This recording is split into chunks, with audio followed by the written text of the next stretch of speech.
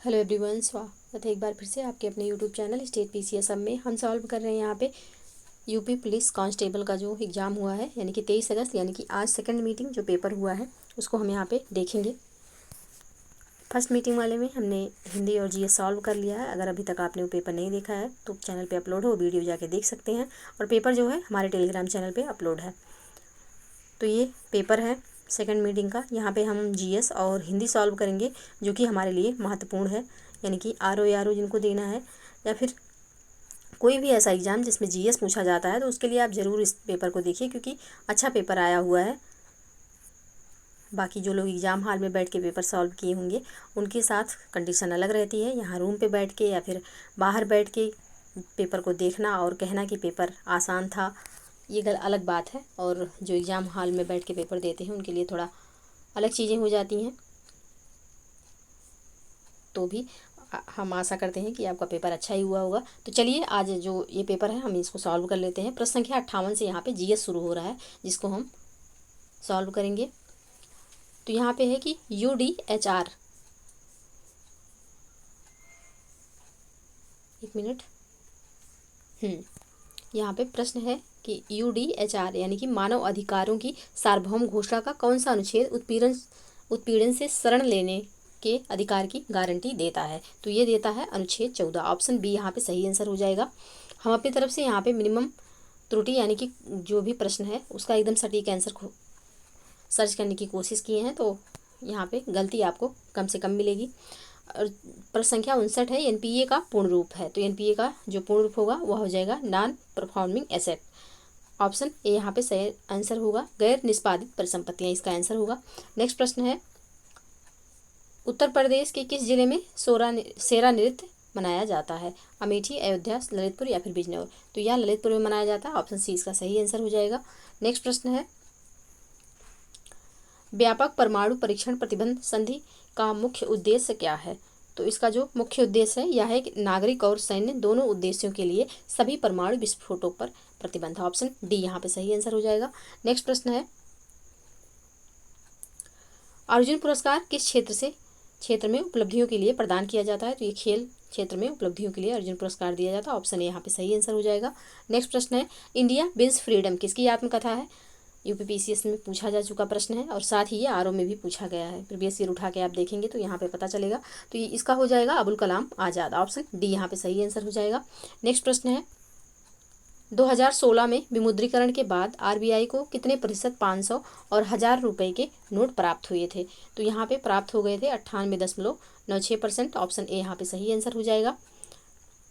Next प्रश्न है, 1993 में मानव अधिकारों पर विश्व सम्मेलन ने किस घोषणा को अपनाया गया। तो यहाँ पे वियना घोषणा को अपनाया गया। ऑप्शन सी इसका सही आंसर हो जाएगा। नेक्स्ट प्रश्न है, किस संवैधानिक संशोधन अधिनियम ने लोकसभा और राज्य विधानसभाओं में अनुसूचित जातियों और अनुसूचित जनजातियों के लिए सीटों के आरक्षण को बढ़ाया है। तो यह बढ़ाया गया 79वें संविधान संशोधन द्वारा। ऑप्शन डी यहाँ पे सही आंसर हो जाएगा। नेक्स्ट प्रश्न है, लोकटक झील किस राज्य में स्थित है। लोकटक झील जो है भारत के किस राज्य में स्थित है। तो यह मणिपुर में स्थित है। ऑप्शन बी यहाँ पे सही आंसर हो जाएगा। नेक्स्ट प्रश्न है, प्रस्तावना यानी कि संविधान की जो प्रस्तावना है, प्रस्तावना में राष्ट्र की एकता और अखंडता शब्दों का उद्देश्य किस सिद्धांत को बढ़ावा देता है। तो यह बढ़ावा देता है संप्रभुता को। ऑप्शन डी यहाँ पे सही आंसर हो जाएगा। नेक्स्ट प्रश्न है, एक सॉफ्टवेयर प्रोग्राम है जो इंटरनेट के माध्यम से आने वाले सभी डेटा को फिल्टर करता है। तो यह है फायरवॉल। ऑप्शन डी यहाँ पे सही आंसर हो जाएगा। फायरवॉल एक सॉफ्टवेयर प्रोग्राम है जो इंटरनेट के माध्यम से आने वाले सभी डेटा को फिल्टर करता है। तो ऑप्शन डी बिल्कुल सही आंसर होगा। नेक्स्ट प्रश्न है, दर्शकों के साथ संवाद करने के लिए सोशल मीडिया प्लेटफॉर्म के रणनीतिक उपयोग के लिए क्या शब्द है। दर्शकों के साथ संवाद करने के लिए सोशल मीडिया प्लेटफॉर्म के रणनीतिक उपयोग के लिए क्या शब्द है। तो यहाँ पे जो शब्द होगा वह हो जाएगा सामाजिक माध्यम विपणन। ऑप्शन ए इसका सही आंसर हो जाएगा। नेक्स्ट प्रश्न है, भूटान की राजधानी क्या है। देखिए, सुबह जो फर्स्ट मीटिंग का पेपर हुआ है उसमें भी भूटान से संबंधित प्रश्न पूछा था, थंडरबोल्ट करके। और यहाँ पे भी पूछा गया है भूटान की राजधानी, तो भूटान की जो राजधानी है यह थिम्पू है। ऑप्शन सी इसका सही आंसर हो जाएगा। बाकी अगर आपको नेक्स्ट डे एग्जाम देना है तो आप लोग राजधानी वगैरह थोड़ा देख कर जाइएगा। साथ ही साहित्य अकादमी पुरस्कार भी बहुत ज़्यादा पूछा जा रहा है हिंदी में, तो उसको भी आप लोग देखिएगा। नेक्स्ट जो प्रश्न है, भारत में सबसे लंबी नदी पुल कौन सा है? भारत में सबसे लंबा नदी पुल कौन सा है? तो यह है भूपेन हजारिका सेतु। ऑप्शन डी यहाँ पे बिल्कुल सही आंसर हो जाएगा, जो कि लोहित नदी पर बनाया गया है भूपेन हजारिका सेतु। ऑप्शन डी बिल्कुल सही आंसर। नेक्स्ट प्रश्न है, सरकार ने किसान क्रेडिट कार्ड योजना पेश की, कब पेश की सरकार ने किसान क्रेडिट कार्ड योजना? तो यह योजना अगस्त 1998 में पेश की गई थी, और ये जो है यूपीपीसीएस में ये प्रश्न पूछा जा चुका है, किसान क्रेडिट कार्ड योजना तो 1998 की है। ऑप्शन बी यहाँ पे सही आंसर हो जाएगा। नेक्स्ट प्रश्न है, भारत और वियतनाम के बीच साझेदारी से उनके क्षेत्रीय सुरक्षा परिदृश्य में किस प्रकार परिवर्तन आएगा? तो यहाँ पे इसका जो सही आंसर हो जाएगा यह हो जाएगा रक्षा सहयोग और समुद्री सुरक्षा बढ़ाकर। ऑप्शन सी बिल्कुल सही आंसर होगा। नेक्स्ट प्रश्न है, जून 2024 तक लोकसभा में विपक्ष के नेता कौन हैं? तो ये जो नेता हैं यह राहुल गांधी जी थे। ऑप्शन ए यहाँ पे सही आंसर हो जाएगा। नेक्स्ट प्रश्न है, तुगलकनामा पुस्तक के लेखक कौन हैं? अमीर खुसरो, जियाउद्दीन बर्नी, इब्न बतूता या फिर एलन जैन? तो तुगलकनामा पुस्तक के जो लेखक हैं वह हैं अमीर खुसरो। ऑप्शन ए यहाँ पे बिल्कुल सही आंसर हो जाएगा। नेक्स्ट प्रश्न है, अंतर्राष्ट्रीय अक्षय ऊर्जा यानी कि IRENA क्या करती है? तो यह अक्षय नवीकरणीय ऊर्जा के उपयोग को बढ़ावा देती है। ऑप्शन ए यहाँ पे सही आंसर हो जाएगा। नेक्स्ट प्रश्न है, वैश्विक आतंकवाद विरोधी प्रयासों के समन्वय के लिए किस संगठन को जिम्मेदार माना जाता है? तो यह माना जाता है UNCCT को। ऑप्शन डी यहाँ पे सही आंसर हो जाएगा। नेक्स्ट प्रश्न है, दूध उत्पाद, ब्रेड आदि आवश्यक वस्तुओं पर GST दर क्या है? GST यानी कि गुड्स एंड सर्विस टैक्स जो है कितना % है? तो यह है 5%। ऑप्शन ए यहाँ पे सही आंसर हो जाएगा। नेक्स्ट प्रश्न है, चंद्रमा पर नासा के मानव युक्त लैंडिंग मिशन को क्या नाम दिया गया जो 2024-25 तक होने की संभावना है? तो इसका नाम दिया गया आर्टेमिस। ऑप्शन डी यहाँ पे सही आंसर हो जाएगा। नेक्स्ट प्रश्न है, अंतर्राष्ट्रीय थर्मोन्यूक्लियर प्रायोगिक रिएक्टर यानी कि ITER परियोजना का उद्देश्य निम्नलिखित की व्यवहार्यता प्रदर्शित करना है। किसकी व्यवहार्यता प्रदर्शित करना है? तो यह प्रदर्शित करना है बड़े पैमाने पर और कार्बन मुक्त स्रोत के रूप में संलयन ऊर्जा। ऑप्शन बी यहाँ पे सही आंसर हो जाएगा। नेक्स्ट प्रश्न है, यहाँ पे है कि 14 सितंबर को किस रूप में मनाया जाता है? तो 14 सितंबर को मनाया जाता है राष्ट्रीय हिंदी दिवस के रूप में। ऑप्शन ए यहाँ पे सही आंसर हो जाएगा। नेक्स्ट प्रश्न है, भारतमाला परियोजना किससे संबंधित है? तो भारतमाला परियोजना जो है यह सड़क मार्ग से संबंधित है। ऑप्शन ए बिल्कुल सही आंसर होगा। नेक्स्ट प्रश्न है, निम्नलिखित में से कौन सा त्यौहार भारत में प्रकाश के त्यौहार के रूप में जाना जाता है? जो कि सबको पता है, तो दिवाली है। ऑप्शन बी यहाँ पे सही आंसर होगा। नेक्स्ट प्रश्न है, भारतीय GST में निम्नलिखित में से किस प्रकार का कर प्रस्तुत किया जाता है? तो यहाँ पे सेवा कर प्रस्तुत किया जाता है, इसका नाम ही है गुड्स एंड सर्विस टैक्स। तो ऑप्शन बी यहाँ पे सही आंसर हो जाएगा। नेक्स्ट प्रश्न है, निम्नलिखित में से किसने पहली बार बुनियादी शिक्षा का विचार प्रतिपादित किया? तो यह महात्मा गांधी जी के द्वारा किया गया। ऑप्शन ए यहाँ पे सही आंसर होगा। नेक्स्ट प्रश्न है, भारत में 2020-21 में कौन सा राज्य मसालों का प्रमुख उत्पादक था? तो यहाँ पे अब केरल हट गया है, अब जो है वह मध्य प्रदेश हो गया। ऑप्शन ए यहाँ पे सही आंसर हो जाएगा। नेक्स्ट प्रश्न है, प्रथम lifetime disturbing the peace award शांति भंग का आजीवन पुरस्कार का प्राप्तकर्ता कौन है? तो यह सलमान रुश्दी जी हैं। ऑप्शन ए यहाँ पे सही आंसर हो जाएगा। नेक्स्ट प्रश्न है, सबसे कम लिंगानुपात वाला भारतीय राज्य? तो यह हरियाणा है। ऑप्शन ए बिल्कुल सही आंसर होगा। नेक्स्ट प्रश्न है, जनसंख्या घनत्व है D=N यानी कि संख्या, N मतलब संख्या और S मतलब स्पेस। तो ऑप्शन सी यहाँ पे सही आंसर हो जाएगा। नेक्स्ट प्रश्न है, बायोमेट्रिक प्रौद्योगिकी का एकीकरण भारत के आंतरिक सुरक्षा ढांचे को कैसे बढ़ाता है? तो यह जो है यह बढ़ाता है पहचान और सत्यापन प्रक्रियाओं में सुधार करके। ऑप्शन डी यहाँ पे सही आंसर हो जाएगा। नेक्स्ट प्रश्न है, 1928 में बारडोली सत्याग्रह का नेतृत्व किसने किया था? तो यह सरदार वल्लभ भाई पटेल के द्वारा किया गया था। ऑप्शन बी यहाँ पे सही आंसर हो जाएगा। नेक्स्ट प्रश्न है, 2021 में इंस्टाग्राम को इंटरनेट पर दुनिया भर में सबसे अधिक इस्तेमाल किए जाने वाले सोशल मीडिया प्लेटफॉर्म में स्थान दिया गया था। कौन सा स्थान दिया गया? तो यह दिया गया था चौथा स्थान। ऑप्शन बी यहाँ पे सही आंसर, सॉरी ऑप्शन डी यहाँ पे सही आंसर होगा। नेक्स्ट प्रश्न है, चीन ने तिब्बत पर आक्रमण कब किया था? तो यह आक्रमण चीन द्वारा तिब्बत पर 1950 में हुआ था। ऑप्शन बी सही आंसर हो जाएगा। नेक्स्ट प्रश्न है, निम्नलिखित में से किस जीव को जल प्रदूषण का जैव संकेतक माना जाता है? तो यहाँ पे मेढक को माना जाता है। ऑप्शन सी इसका सही आंसर हो जाएगा, क्योंकि न शेर जल में रहता है, ना ही जेब्रा, और केचुआ तो मिट्टी में ही रहता है। तो यहाँ पे मेढक इसका सही आंसर हो जाएगा। ऑप्शन सी बिल्कुल सही आंसर। ये रहे आपके जीएस के प्रश्न जिनको हमने सॉल्व किया। और अब चलते हैं हिंदी की तरफ। तो हिंदी के जो प्रश्न हैं यहाँ पे प्रश्न संख्या यहाँ पे 114 से स्टार्ट हो रहे हैं। यहाँ पे एक गद्यांश दिया हुआ है जिसकी लेखिका जो हैं सुभद्रा कुमारी चौहान जी हैं, झांसी की रानी से ये पंक्तियाँ ली गई हैं। अब यहाँ पे नीचे प्रश्न पूछा गया है। तो पहला प्रश्न है, कवयित्री की अधिकांश रचनाएं जो हैं वह किससे परिपूर्ण है? तो देशभक्ति रचनाएं हैं। ऑप्शन सी यहाँ पे सही आंसर होगा। नेक्स्ट प्रश्न है, खूब लड़ी मर्दानी वह तो झांसी वाली रानी थी में मर्दानी शब्द का अर्थ क्या है? तो यह है वीरांगना से। ऑप्शन ए यहाँ पे सही आंसर होगा। उक्त पद्यांश का सही शीर्षक हो सकता है झांसी की रानी। ऑप्शन ए यहाँ पे सही आंसर होगा। नेक्स्ट प्रश्न है, इस कविता की कवयित्री का नाम है सुभद्रा कुमारी चौहान जी हैं। ऑप्शन बी सही आंसर होगा। इस कविता में प्रयोग किया गया रस तो वीर रस है। ऑप्शन डी बिल्कुल सही आंसर। नेक्स्ट प्रश्न है, दिए गए विकल्पों में विधुर का स्त्रीलिंग कौन सा होता है?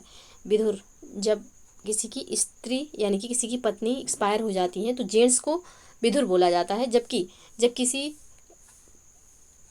महिला यानी कि पत्नी का पति एक्सपायर हो जाता है तो उसे विधवा बोला जाता है। तो यहाँ पे विधुर का जो स्त्रीलिंग होगा विधवा हो जाएगा। ऑप्शन बी बिल्कुल सही आंसर होगा। नेक्स्ट प्रश्न है, तुम कब आओगे इस वाक्य में उचित विराम चिन्ह का प्रयोग? तो यहाँ पे प्रश्नवाचक चिन्ह लगेगा। ऑप्शन बी यहाँ पे सही आंसर हो जाएगा, प्रश्नवाचक। नेक्स्ट प्रश्न है, 1987 में मगध कविता के साहित्य अकादमी पुरस्कार किसे दिया गया था? तो मगध कविता के लिए साहित्य अकादमी पुरस्कार या श्रीकांत वर्मा जी को दिया गया था। ऑप्शन बी यहाँ पे सही आंसर होगा। नेक्स्ट प्रश्न है, निम्नलिखित में से कौन सा शब्द विशेषण है यहाँ पे? तो इसका जो सही आंसर हो जाएगा ऑप्शन सी हो जाएगा। नेक्स्ट प्रश्न है, अव्यय के कितने भेद हैं? तो अव्यय के 4 भेद हैं। ऑप्शन बी यहाँ पे सही आंसर होगा। नेक्स्ट प्रश्न है, री वर्ण का उच्चारण स्थान है। री वर्ण का उच्चारण स्थान क्या है? तो री वर्ण का उच्चारण स्थान मूर्धा है। ऑप्शन डी यहाँ पे सही आंसर होगा। नेक्स्ट प्रश्न है, काव्य की शोभा बढ़ाने वाले धर्मों को अलंकार कहते हैं। इस उक्ति में प्रयुक्त धर्म का क्या अर्थ है? तो यहाँ पे गुण हो जाएगा। ऑप्शन बी इसका सही आंसर होगा।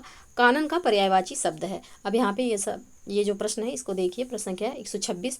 यहाँ पे कानन का जो पर्यायवाची वन भी होता है और अरण्य भी होता है। तो इसके दोनों आंसर होंगे, बाकी आयोग के द्वारा जो माना जाएगा वही मान्य होगा। तो ऑप्शन ए भी होगा, ऑप्शन डी भी होगा यहाँ पे। नेक्स्ट प्रश्न है, कृताकृत में समास है तो कर्मधारय हो जाएगा। ऑप्शन सी इसका सही आंसर होगा। नेक्स्ट प्रश्न है, निम्नलिखित में से किस वाक्य में कृतिवाच्य का प्रयोग हुआ है? किस वाक्य में यहाँ पे कृतिवाच्य का प्रयोग हुआ है?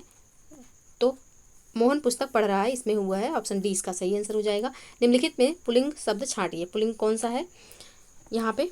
तो पुल्लिंग जो है यह हो जाएगा आहार। ऑप्शन डी यहाँ पे सही आंसर होगा। नेक्स्ट प्रश्न है, माघ फाल्गुन में पड़ने वाली ऋतु के लिए एक शब्द है तो शिशिर है। ऑप्शन ए यहाँ पे सही आंसर होगा।